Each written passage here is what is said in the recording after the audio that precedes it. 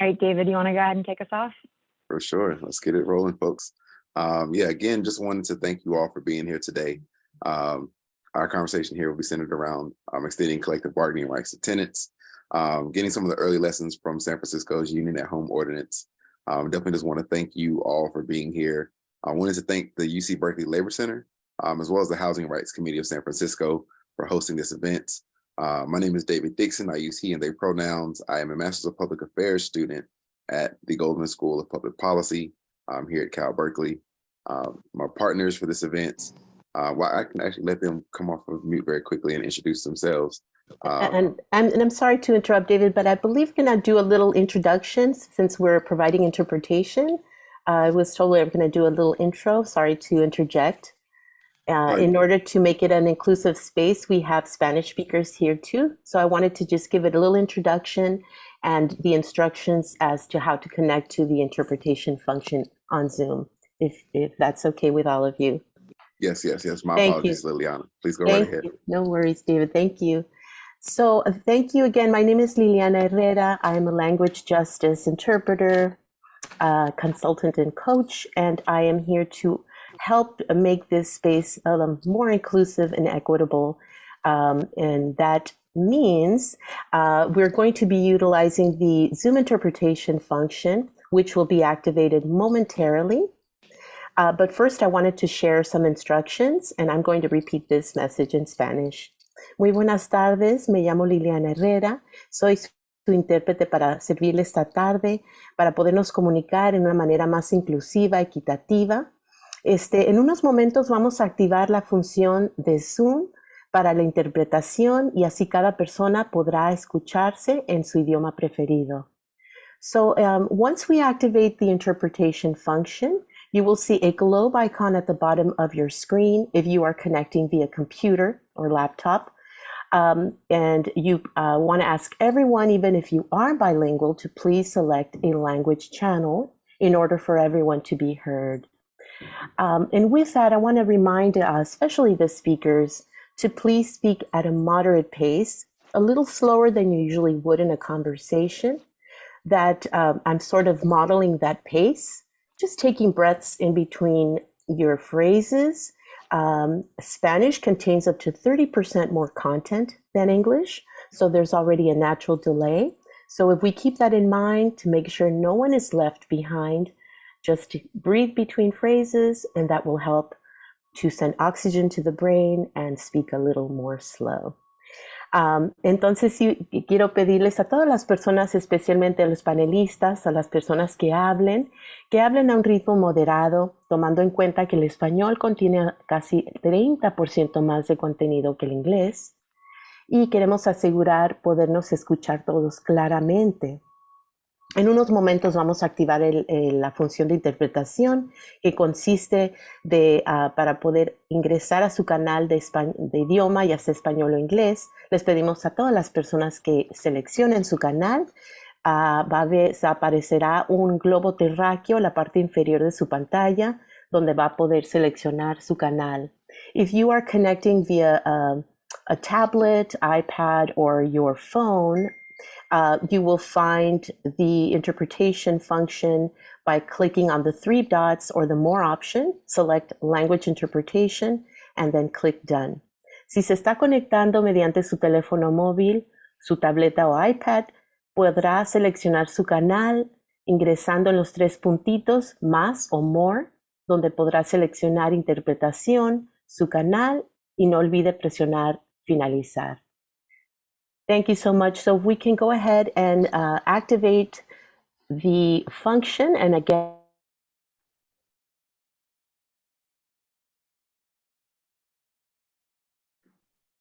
okay, thank you. Thank you so much for providing your services today and just making sure that the space is accessible for folks. Absolutely. Again, my name is David Dixon. I'm a Master's of Public Affairs student at the Goldman School of Public Policy here at Cal Berkeley. Do want to take just a brief second to wanted to introduce our partners in this work, Brad Hirn and Lena Malibom from HRC, the Housing Rights Committee of San Francisco. Also wanted to allow my classmates and research partners to briefly introduce themselves as well.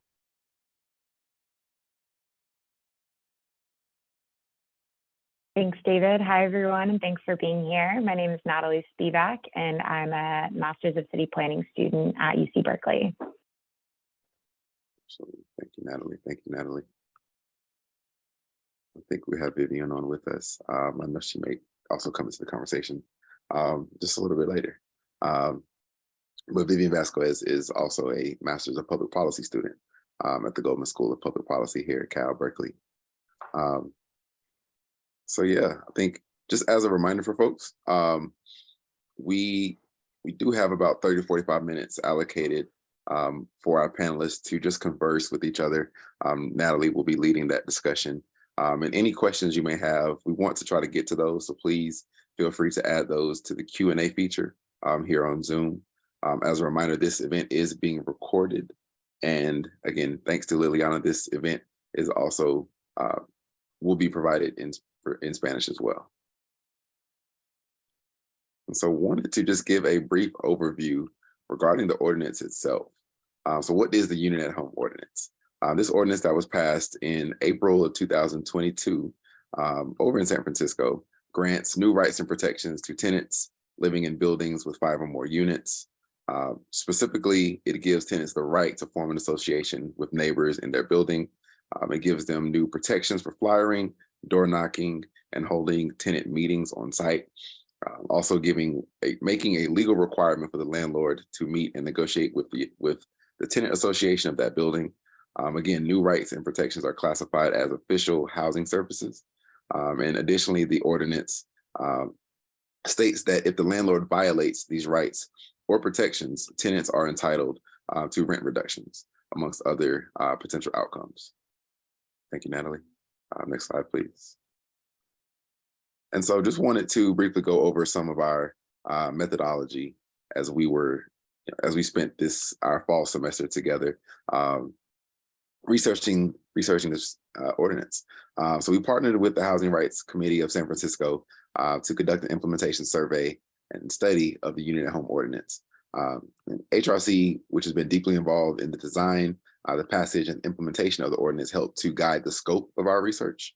And ultimately, we conducted interviews with San Francisco tenants who have used the ordinance, nonprofit organizations that are involved in tenant organizing, and a landlord association that again represents landlords in San Francisco, to really understand how key stakeholders involved in implementation of this ordinance have interpreted and used the provisions in the ordinance so far, but also to identify its strengths and weaknesses, and to understand how similar laws can be scaled moving forward.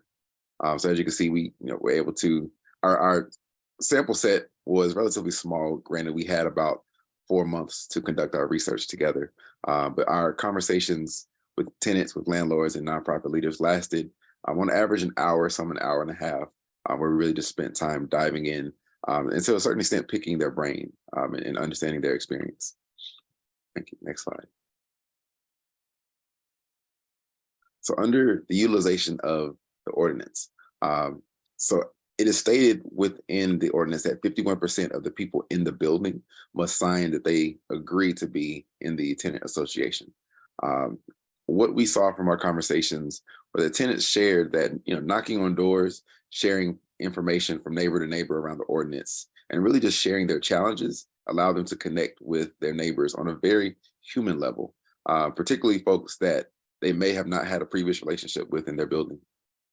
Some of the common issues that we saw folks organizing and bargaining around were rent increases in payments, graffiti removal on the outside, or in some cases the inside of buildings, sidewalk cleaning, secured entrances, stolen packages, and also construction projects, particularly construction projects that were not necessarily run by tenants. And that may come up in our conversations today as well. And lastly, we saw that tenants whose buildings were owned by large landlords, such as Veritas Corporation, shared that their landlords were using what was considered a stalling method, in that they may meet with individuals after the association had been formed, but they were not necessarily meeting with the association or association representatives as a collective body. Thank you. Next slide. So really just wanted to highlight just the benefits here and the challenges, but really wanting to, what we really pulled out of some of our conversations was that there are protections afforded to tenants. We're really reminded tenants that they weren't alone in their struggle. I think that is one of the, as organizers, one thing that we can often feel is siloed in our experiences, and very siloed in our efforts to improve upon those experiences. And one of the main threads across all of our conversations were that tenants really felt a level of solidarity with each other through organizing together. We also saw a new level of confidence in making these complaints to their landlords, but also about their landlords, and really feeling that this was an avenue for them to hold their landlords accountable for the things that they said they would do to improve their buildings. Also, multiple tenants stated that although they had not had an association meeting with their landlords, individual communications, repairs, and updates have been happening in a timely manner. And one of the things from that, generally feeling that landlords felt that pressure from a collective organization of tenants, and seeing that solidarity amongst their residents. So we estimated that of about 1,000 units of retail housing, so tenants in more than 50 apartment buildings across San Francisco, ranging from 5 to 12 units, have used the ordinance to form tenant associations and bring their concerns to their negotiating table with their landlords. And within that number, we estimate that to be about 1,000 units of rental housing with about 750 tenant members across San Francisco. Next slide, please. And lastly, just speaking to some of the challenges that emerged. So several interviewees suggested that people not utilizing the ordinance because they just genuinely did not know it exists. The Landlord Association noted that awareness is a particular challenge for people who speak different languages also. I'm definitely thankful from our conversations with HRC that they were also putting out multilingual pamphlets and multilingual notices to the tenants that they were organizing. One tenant noted that the hesitation that they or some of their neighbors may have felt was really based around a concern that the landlord may retaliate, ultimately resulting in their potential eviction. Additionally, several of the folks that we interviewed also expressed a level of uncertainty around the enforcement mechanism and whether that would be effective or not. We saw that tenants and housing nonprofits also feared that their relationship with landlords may be ruined as a result of this ordinance. And next slide, please. I think that may be the last slide, actually. So with that, I will pass it over to my classmate and research partner, Natalie. Definitely thank you for moderating this panel, and thank you for our panelists for your time today. Thank you, Natalie. Great, thanks, David. So now that we've provided a little bit of an overview of some of the findings from our research, I want to invite our 4 wonderful panelists who are here with us today, Deepa, Katie, Madeline, and Lena, to briefly introduce themselves. So if the 4 of you could just say a little bit about who you are, how you've been involved either with the Union at Home Ordinance or tenant collective bargaining more broadly, and then just one little anecdote about something that made you believe in the power of collective bargaining. That would be great. So maybe Deepa, can you go first? Sure thing. I work at Tenants Together, which is a statewide tenants' rights organization in California. But before that, I worked for 10-ish years in San Francisco as a tenant attorney, and then as the director of the San Francisco Tenants Union.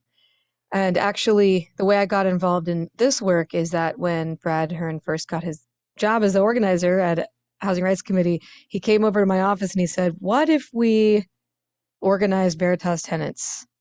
And I said, "I'll give you all our intake forms, and then you can call them." And then we went and door knocked some buildings together, and then and some of the folks on this call became some of the biggest leaders in the city on tenants' rights. from having been door knocked by Brad. And in terms of just anecdotally, I just can't say enough how powerful it's been to see tenants speaking up on their own behalf rather than advocates or lawyers doing it for them, whether it's in City Hall or in the press. Since the Veritas Tenants Association has formed, the tenants movement has won everything we've asked for at City Hall in San Francisco, and every politician is afraid of them, straight up. So with that, I think I'll pass it to Lena. Thank you so much, Deepa. Good afternoon, everybody. My name is Lena Maibaum. I am born and raised here in San Francisco. My main background is from hospitality and customer service, also a freelance photographer. So I now work as an organizer alongside with Brad at the Housing Rights Committee. So my career did a 180 because I live in a rent control building for over 20 years. My building was purchased by Veritas, which forced me to do outreach and inform tenants who live under Veritas's building to know their rights, because I didn't know that tenants even have rights. And I am proud to be part of this wonderful organization. I will pass it to Madeline. Hello, everyone. My name is Madeline McMillan. I am a Veritas Tenants Association member. I am also a SEIU 10-to-1 member for about 25 years. As Lena mentioned, I am a San Francisco native as well. Let's see, your question was to mention something about what made me realize the power of tenant organizing, and it was my rally that I participated in 2019 down at Veritas headquarters.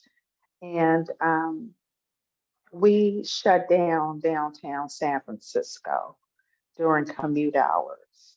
And having so many tenants organized, coming together, fighting for Veritas to stop the rent increase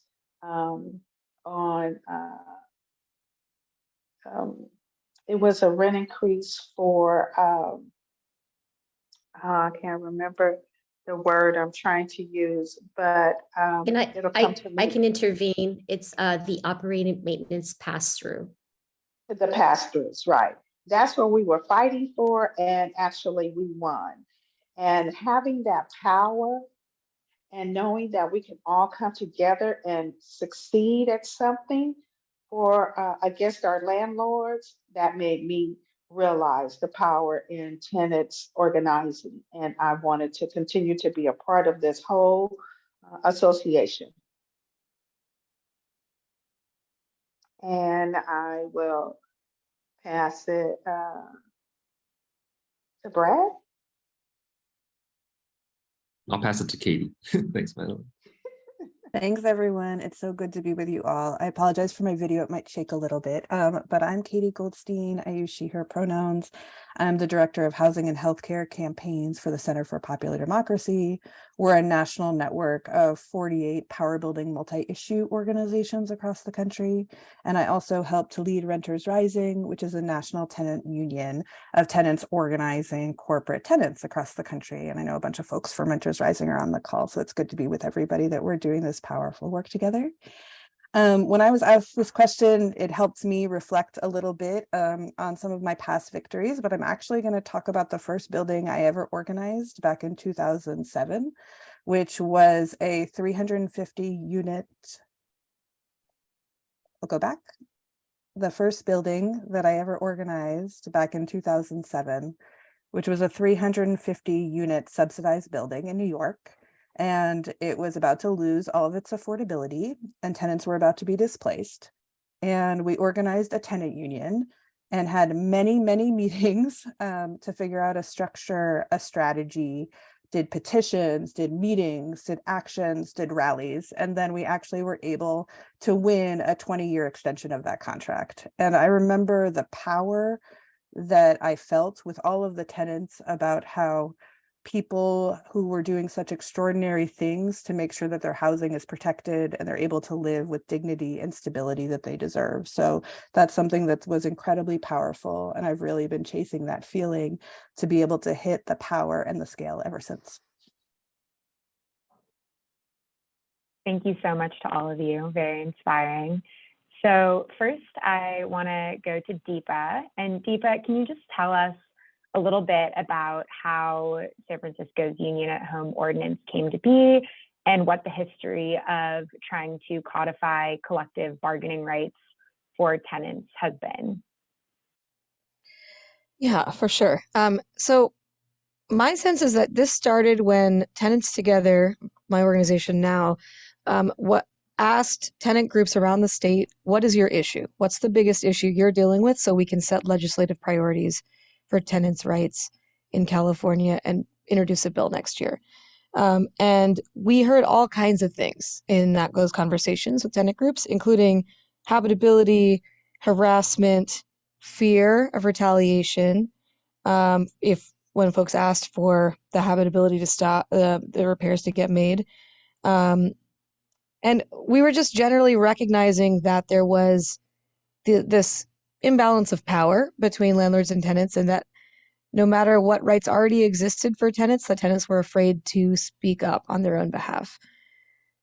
So folks from different member orgs came together and determined that maybe the way to collect all of these issues into one issue and also work on building was to basically support tenant organizing itself, and figure out if there was a bill that we could introduce that would basically reward tenants for organizing, remind tenants they can organize, and remove barriers to organizing.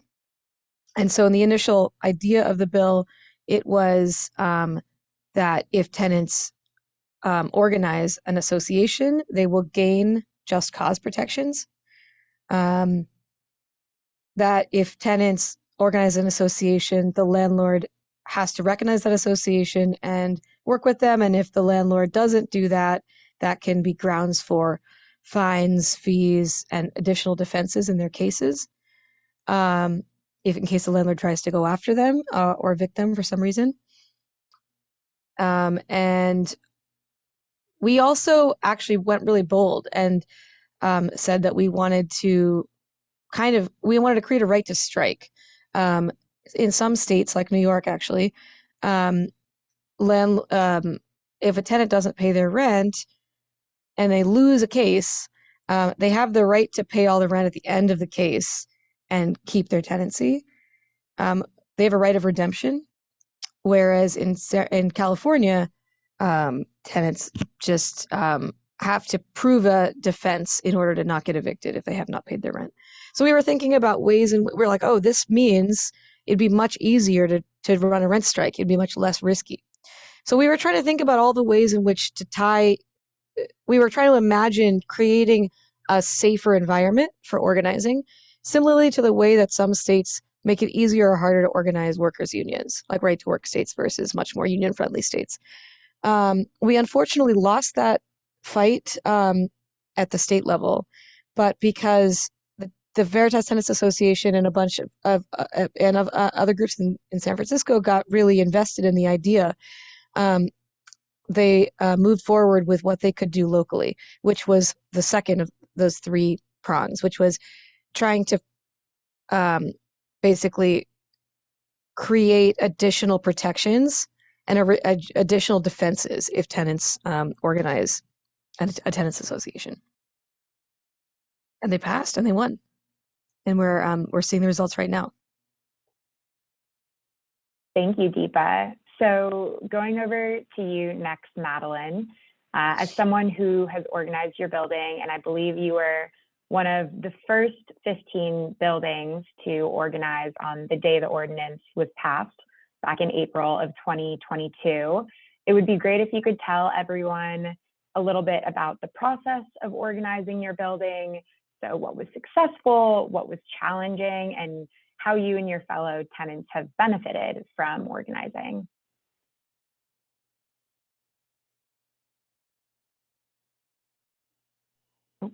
Unmute myself first. Okay, so the process of organizing my building was a very hands-on. It's a challenge to actually, go and knock on your neighbor's door and that you really don't know. Speaking for me personally, I don't really know a lot of my neighbors personally. I'm not, I guess you could say I'm kind of shy. So it's a challenge for me to even get up the courage to knock on the doors, first of all. So it was a challenge to knock on the door and introduce myself and give my neighbors information about our landlord. Some neighbors don't want to talk, they don't want to listen, and you just have to be a little somewhat aggressive. I had Lena always go with me because she's my support system. But asking the neighbors to join our association by giving them some information about what Veritas is doing to other tenants, even though they may not be having issues themselves. It's all about supporting other fellow tenants in our building or in another building. Just know that everybody is not treated the same. Some information you can tell by the looks on their face that they were very welcoming to hearing what I was saying. And some tenants just shut me down. So you have to just kind of be prepared to not always take things personal when they shut you down and just kind of being welcoming. I feel like the ordinance kind of made it where when you go to speak to your neighbors, that you let them know about the ordinance and that talking to me, telling me what you may want, what you may need, what's going on, that you would like, that there could be no, you would not be retaliated against because that is a part of the ordinance that talking or organizing, picking out board members and things of that nature would not come against you. We just had a small mini campaign, poster campaign that we we went and asked the my neighbors to put the poster on their doors. And I got a majority to do it, but the very next day, they were taken off the doors and left right in front of their door. Can I say that I have proof that it was the manager that was removing those posters? No, I don't have proof, but I do feel like it was Veritas because that's like for the tenants that I didn't get to talk to, it shows what is going on with our organization. So that is a challenge because I did put the posters back up and then I just in my door I have a very firm tape now and I am the only one that is, the poster is still up. I went back to see if I could get the others to put it on their door, and some did. And then I also added a couple new ones that were willing to put the poster on the door. But you know, like I mentioned from the beginning, it's very hands-on. You have to be very consistent, and but I feel like now they're willing, a little more willing to talk to me, knowing that nothing can come about it. Thank you so much, Madeline. It's really helpful to hear your firsthand experience with the ordinance. And I want to talk a little bit now about some of the strengths of the ordinance and opportunities for strengthening. So Katie, why don't we go to you first? What do you think really stands out about San Francisco's model, and what do you think could be improved upon? And then we'll hear from Lena after that. Sure, absolutely. So I organize at the national level to try to expand tenant power and tenants' rights. So really the extraordinary thing about this ordinance is that it sets such a powerful precedent for organizing across the country and really solidifies the necessity and the central importance of tenant organizing and tenant unions. Nothing is going to change in our housing system without mass tenant power. And so that's why we have to be able to build it across the country. I also love, just as somebody that's organizing a mass campaign, taking on corporate landlords, that it came from this critical organizing in corporate-owned properties, because corporate actors really are the drivers of the housing crisis we see today.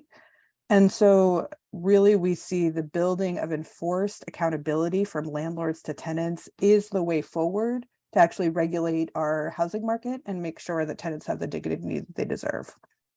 So the things that are really amazing about it that we're trying to emulate other places is the forced accountability that's regulated by the city, the protections to organize, and that tenants are actually able to bring tenants to the table. Tenants are able to bring landlords to the table to be able to enforce rights. And then some of the things that I think are missing that we'd love to see other places is, of course, the ability to strike, because that's the biggest power that tenants have. And the most escalated tactics is to really hit landlords in the pocket. And then also that not all of the housing stock is covered, because housing markets and housing stock is different places. But I really want to just extend so much gratitude to the organizers and tenants that set this precedent in San Francisco. And we're so excited to be building off of it across the country. Great, thanks. Lena, do you want to add to that? Yes, thank you. So the strengths of this ordinance is basically around, first of all, is getting a majority of signatures on a petition. The strength is majority, it shows power to the tenants, and it can always, have the tenants talk to each other, even if they never met the tenant at the end of the hallway. It allows tenants to talk and really build power within their building. Also, the ordinance requires the landlord to recognize the tenants association with the majority. Tenants can always organize on their own, but with this ordinance, it definitely requires landlords to come to the table with the association and discuss issues in a more binding way. There is a civil code that we used to allow us to enter in the buildings. But again, this ordinance is more specific for allowing tenants to invite organizers like Deepa, myself, or Brad into the building to talk with anyone that we can reach by door knocking. And then the other thing is, it was mentioned before that organizing activity has become a house service. A house service is something like heat or water. So it's a very essential house service that this ordinance has. The importance of this, because it now means that tenants can get a rent reduction if the landlord interferes with the organizing. It definitely hits the landlord's pockets, which is where the power is with the tenants. And if they keep interfering with organizing, then, they will definitely start losing their rent. It's kind of like a mini strike to build momentum until we do need to fully strike. So it takes away their money from the landlord's pockets. So. Great, thanks, Lena. And just on the topic of areas for strengthening, I'll add that one thing that we heard in our interviews, or a couple things we heard in our interviews, are that so under this ordinance, only buildings with 5 or more units have the right to organize. So that leaves a gap for people who live in smaller buildings, which is something to continue thinking about moving forward.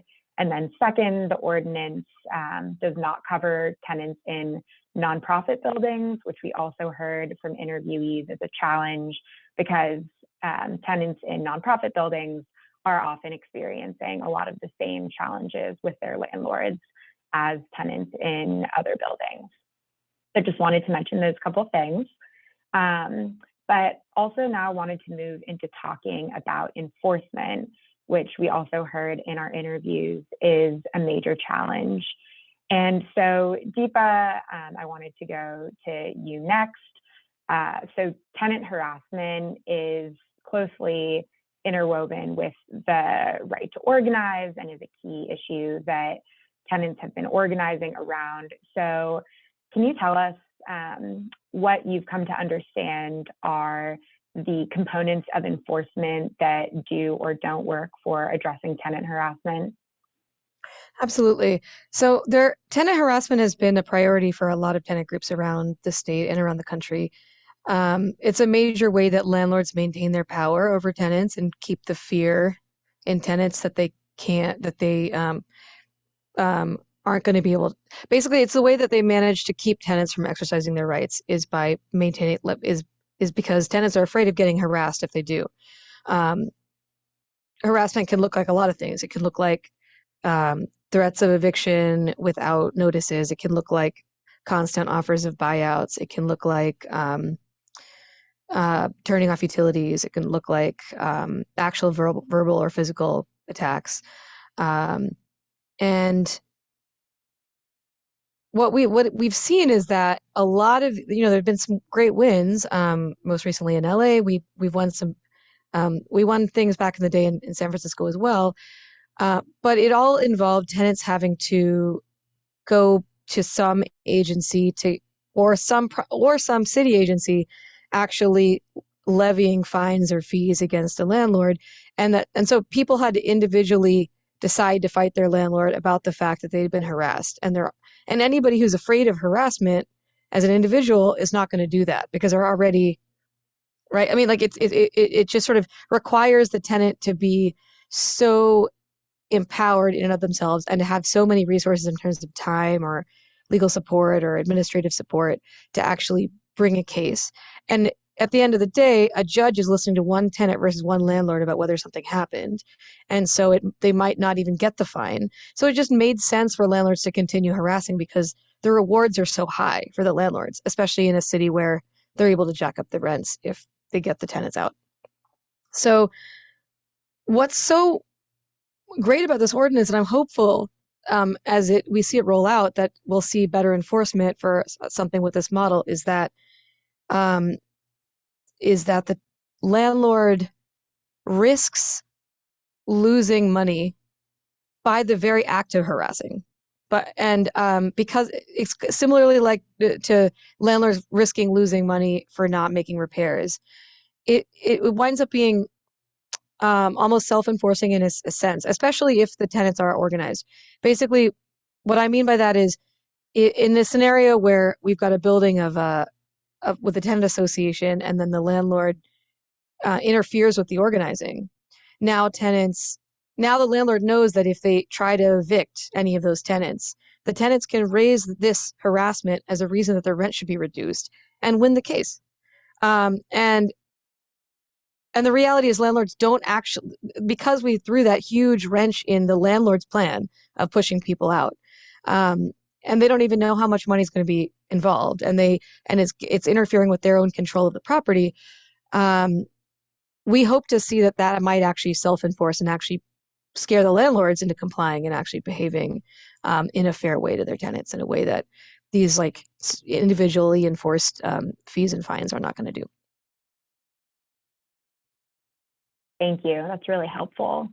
And so, Madeline, going to you next, are there any lessons that you have learned through the process of organizing that you would want to share with other cities that are interested in passing an ordinance like this?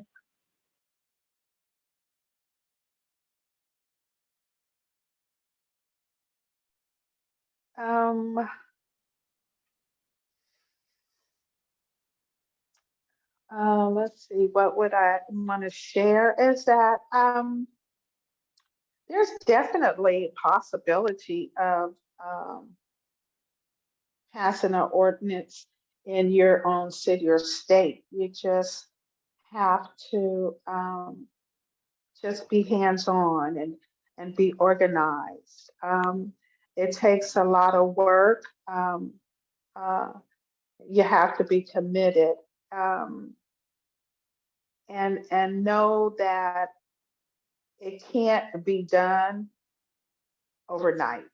You know, I feel like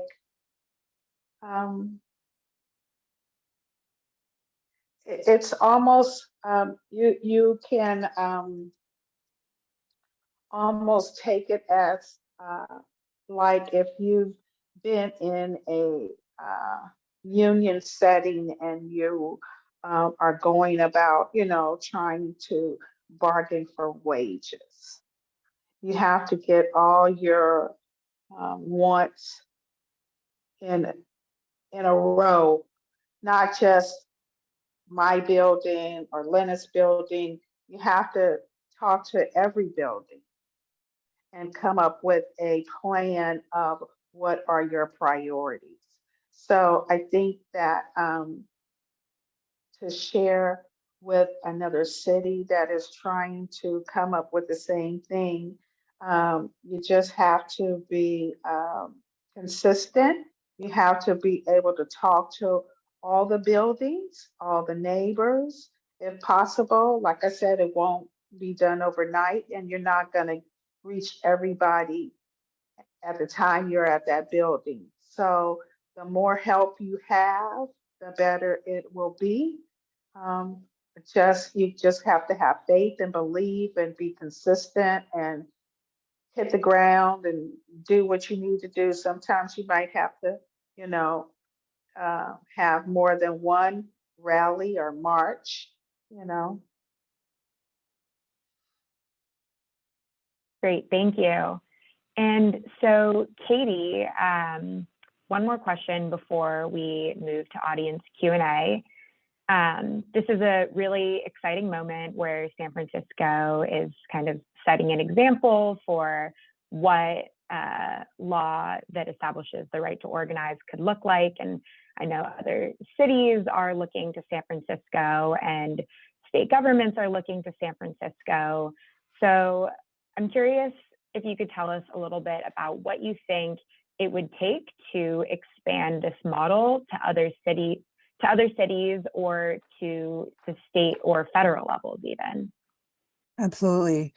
I mean, I think a real challenge around this is that most tenants nationally don't have protections through a rent stabilization system, which is a key protection in San Francisco.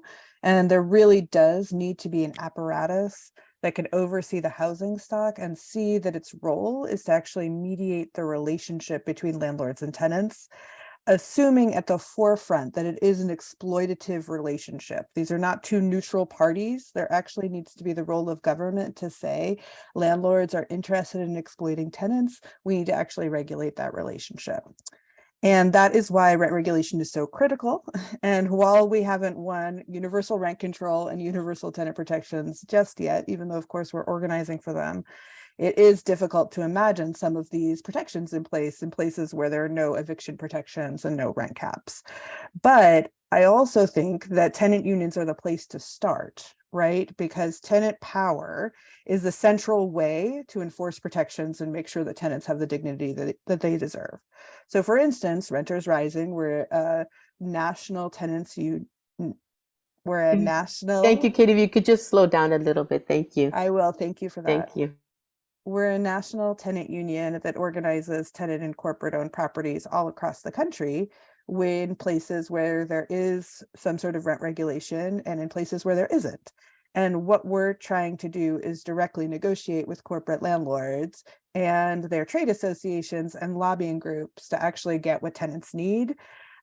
Because in many of those environments, too many elected officials are bought and sold by the real estate industry. And so we really see that all tenants have the need for all of these tenant protections, and tenants are really organizing and fighting back all across the country. And they've been saying what they need over and over again and organizing for what they need. They need just cause eviction protections, rent control and caps, habitability and safety standards, and they need accountability from their landlords. And that can really only happen with this unified body of a tenant union, whether it's something that's recognized by cities and states or not. And so I think what we're trying to figure out is the challenge about what is the apparatus that could exist in other places that could potentially regulate rents, recognize the tenants union, and then most critically, who would hold landlords accountable when they inevitably violate the law, right? And don't actually pass what's going to be happening. And so I really see this as an opportunity for government and for us to be pressuring government, as we're doing, to change what they see their role in the housing crisis and taking on a much more active role to protect tenants rather than working on behalf of the real estate industry. And elected officials really need to match where the tenant movement has already been and stand up to real estate to make sure that tenants are able to live with dignity and stability as they're demanding all across the country. Thank you so much, Katie. So we're going to move into some of the questions that we've been getting from you all through the chat. So the first one that I want to lift up, we had a question about whether there's any kind of enabling funding mechanism in the law for tenant associations, kind of similar to the function that dues checkoffs serve in the workplace. I'm not sure who wants to take a stab at that, maybe Lena, but feel free, any of the panelists, to jump in. Actually, that's a good question. I get that asked as I do door knocking. With the Tenants Association and within this ordinance, there is no dues, there is no fines, there's no fees. The only dues is participating in the association and becoming a member.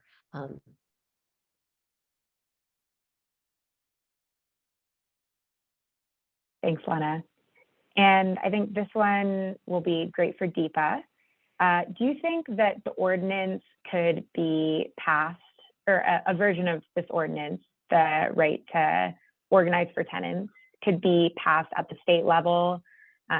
It was tried once and it failed, but if attempted again, do you think it could pass? So what's possibly, so we lost by one vote the last time, and I truly believe that the tenant movement is more powerful today than it was in 2019.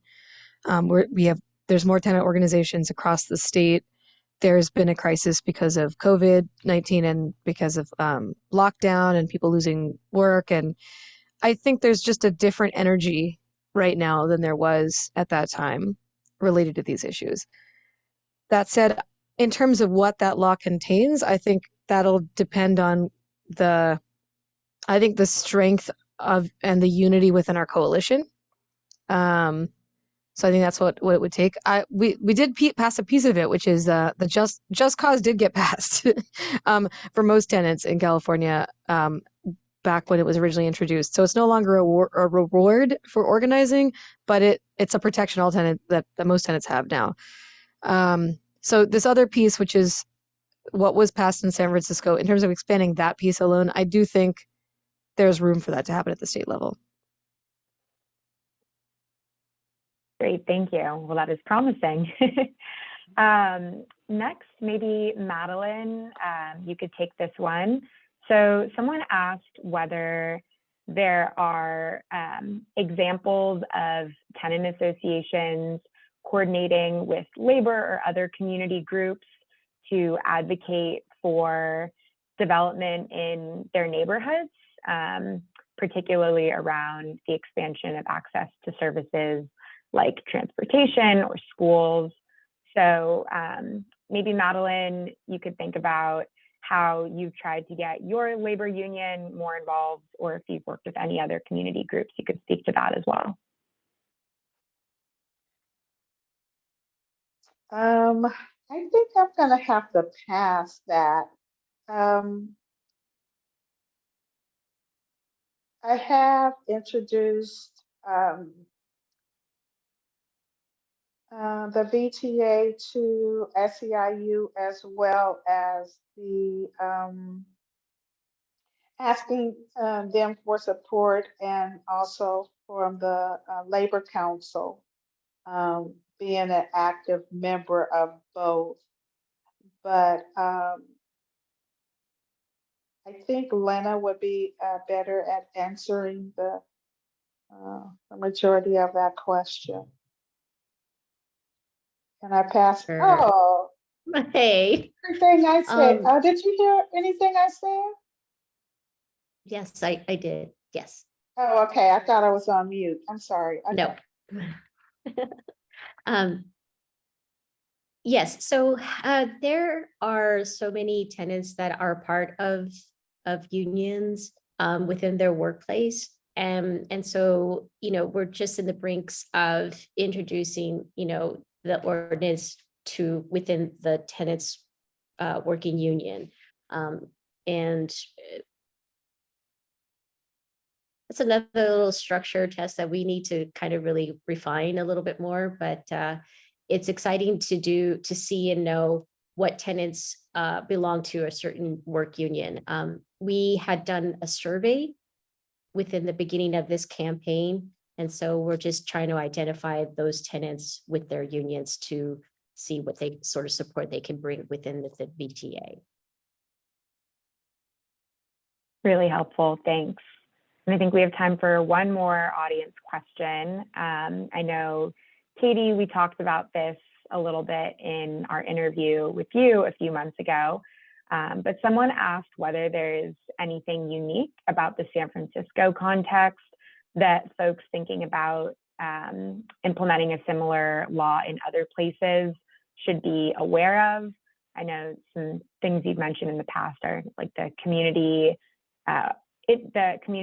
organization infrastructure, the existence of a rent board. So maybe you could talk a little about that. Sure. I mean, there are lots of states with home rule laws that mean that it's impossible for them to pass any kind of localized tenant protections, but that doesn't mean it could be impossible in terms of right to organize ordinances. And I think the thing that we have been thinking about a lot is, what does it look like for the apparatus that would actually be in charge of this, right? Like, what is the way that tenants register around their tenant unions? What are the ways that they actually are regulating this relationship, which is what I keep on going back to, is how do we have government apparatus actually see themselves as regulating an inherently exploitative relationship between tenants and landlords? And I think that community organizations, there is a way for them to play that role. And there should be tenants that are also, in charge of the part of that process, right? There should be a tenant-led process that creates that. But I think we're really at the initial stages of trying to shift how the government sees this role, and to make sure that unions are recognized in a way that benefits tenants and actually gets their protections and rights and dignity upheld. Thanks, Katie. I think that is a really great note to end on. We're just at the hour now. So I wanted to thank everyone so much for being here. This has been great. I want to thank our panelists. I want to thank the UC Berkeley Labor Center and the Housing Rights Committee of San Francisco for sponsoring and helping us organize this event. I think we're all very much watching the rollout of the ordinance closely to see where successes and challenges continue to emerge. But I think today's panel has been really helpful to clarify what we've learned so far, what we should be thinking about moving forward. So yeah, I again want to say thank you to everyone, and have a great rest of your day.